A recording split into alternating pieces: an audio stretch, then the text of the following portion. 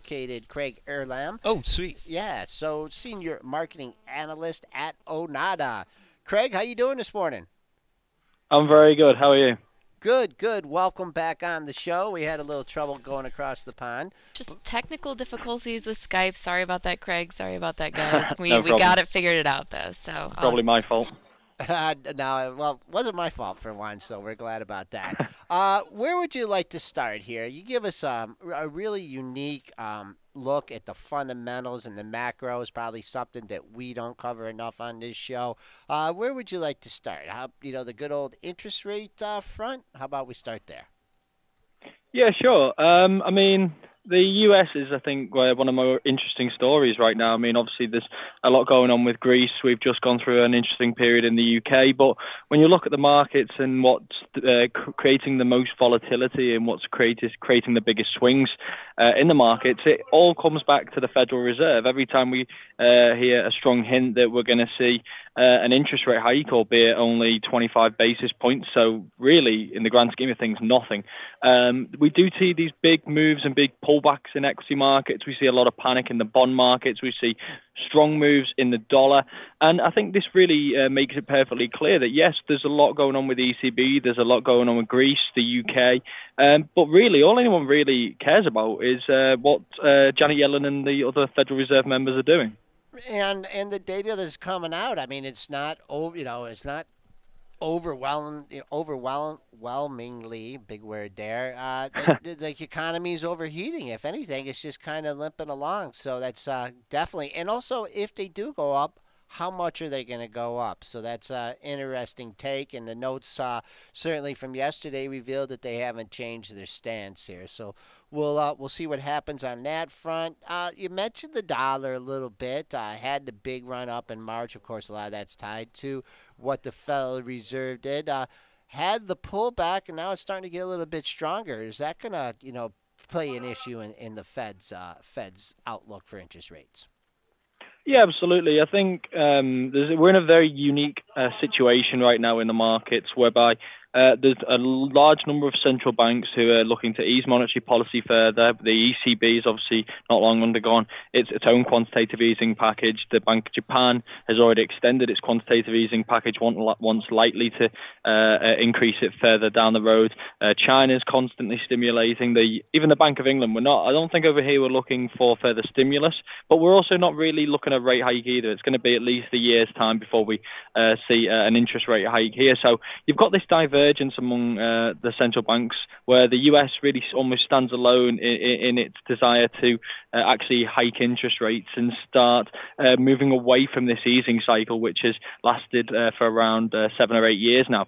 And what that really means is when you're looking for a favorable long-term currency trade, I don't think anyone's looking anywhere except the US dollar, just because of that simple fact. And like I say, when people always try to decide what is it that's moving the currencies today, is this Greek uncertainty weighing on the euro? Was the UK elections weighing on the pound? All you have to do is bring up a chart to show the yields of US Treasuries versus any of the other bonds, be it UK gilts or the Bund, and it explains what's happening in the currencies as well. People are not worried about uncertainty surrounding X, Y, and Z. What they really care about is when's this central bank hiking interest rates, and is this other one going to loosen monetary policy further? Okay, moving on to oil here. Goldman Sachs with the bearish call a couple days ago. Played out for a day or two. Now it's kind of coming back here. You think perhaps they're missing the mark on the long-term outlook or short-term outlook for oil? Well, oil's one that's become maybe a little less interesting, perhaps over the past over the past couple of weeks. We did see that big rally off the lows over the past, really over the course of this year now. But a large chunk of this rally really has been over the past month or two. And I think what we've now entered is to a new trading range, really. So while we may see, it's always going to count on the time frame. I think just taking Brent crude, for example, I think we're now trading between $62 and $72 really is going to be the trading range, which we are going to remain within for now until the fundamental picture changes.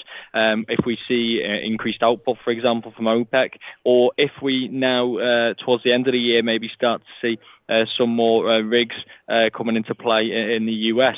The shale industry right now faces a really big challenge where they need to become more competitive with the traditional oil outlets. And we heard for so long the shale industry was an expensive industry. It's an immature industry, and now that they've got access to these wells, they need to find efficiencies. And already we're seeing a couple of examples of mergers and acquisitions in order to try and drive through some of these efficiencies. And if we can start to see some of these start to pay dividends by the end of the year, then that allows these shale industries to be a little bit more competitive with like I said, these traditional oil outlets. And for me, and for that reason alone, and for the fact that I do think OPEC may actually increase output, and we may see the likes of Iran start to increase output once these sanctions are lifted, I'm not bullish in the slightest really with oil. I do think we are at the top of the trading range that we're going to be at for a while now. I think $72 in Brent crude. It's not going to go far beyond that. If anything, I think we're more likely to touch $40 again than we are to touch 100. Okay, all right. I'd have to agree with you on that one here, especially if there's any pickup in the output. Gold caught a bit here, rallied from 1880 back to the recent high. Actually made a new high for the move. Got up to 1232 last week. Now coming back, I do see 1280 as a level here. Is it just the big boys just trading the range in this thing, or is there any fundamental reason out there to be bullish the gold market? Well, I guess with gold, this is going to depend probably greatly, I imagine, on this, how long this period of dollar weakness is going to last. Gold is driven so significantly by the dollar, always has been really, but I think recently we are seeing the trends being confirmed by the moves in the US dollar. Now, we did break above the range highs. From a purely technical standpoint, we had these range highs around that 1225 level really since the middle of February. But from a purely technical perspective, we were seeing these higher lows being made, even though we had this barrier at that 1225 level. What we actually saw earlier this week is we saw that 1225 level broken. Now, since then, we have seen it correct, which suggests it may have been a false breakout. But I do think we are going to see further pressure on that 1225 level. And if we can sustain another move above 1225 in the short term, I think we can hit those 1260s, 1265 levels over the coming weeks. But if we fail at that 1225 level, if we see a retest, that could be a very bearish signal because clearly it's not catching bids above those previous highs, and that would be a worrying sign. Following that, if we start to see some more dollar strength, as the other charts may suggest we're going to, obviously euro, dollar, and cable, for example, seem to have hit something of a ceiling. If we start to see the dollar gaining strength over the next couple of months, if we see talk for the Federal Reserve tightening monetary policy picking up, that's naturally going to weigh on gold, and therefore we could see those previous lows tested. 1180, I think, would be an interesting level. Historically, been a very good level of support. Below that, we'd be looking around those early May lows around 1170. So once we start to see those lows taken out, I think people become much more bearish, and then we're looking back towards the 1120, 1130 levels. Yeah, the lows of the move. Big movers yesterday. The airline stocks just got shellacked from the, I think it was the Watts Transportation or the Watson Transportation Conference. Increased capacity, not good competition, prices going down here.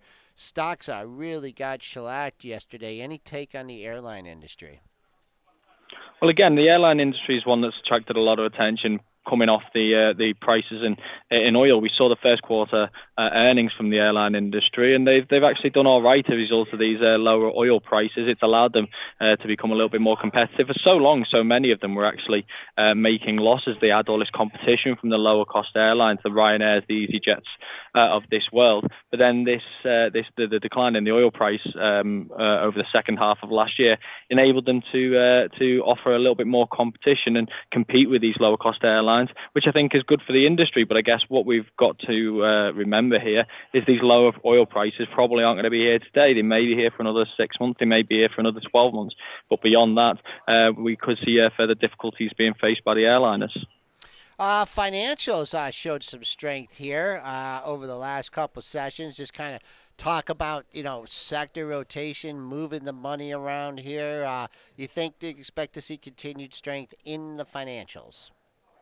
Absolutely. I think there's two or three real key points when it comes to the financials. The first one is let's look at the first quarter earnings season. The financials were some of the big players to release quarterly earnings first, and they exceeded overall earnings season expectations. So people thought that maybe this earnings season wasn't going to be as bad as was initially thought. But then again, we take a look at the financials were always expected to outperform the larger market because we're starting to see more favourable conditions. We're starting to see better lending figures, better trading figures, more volatility in the markets as a whole, which obviously benefits the financials as well. The second important point over the last couple of days in particular, and which is probably responsible for the bounce of the past 48 hours, was these fines that were handed out as a result of the FX scandal. Now, what this does is, and this is something that can quite often create a bit of confusion in the markets because it's a move that you will regularly see. In the lead up to these fines being handed out, what you'll effectively see is these stocks being sold because of the amount of uncertainty about the size of these fines are going to be. Now, even if the size of these fines lives up to expectation, by the time that fines are actually handed out, it's already been priced in. So what you'll see is even if the fines are large, if they live up to expectation, you'll see this bounce in the stocks. But what we actually saw with the FX scandal, once these fines were handed out, is they were below expectations, which has really brought a bit of life back to the stocks.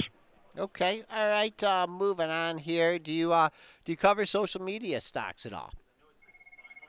I mean, they take a look at them as and when they become interesting.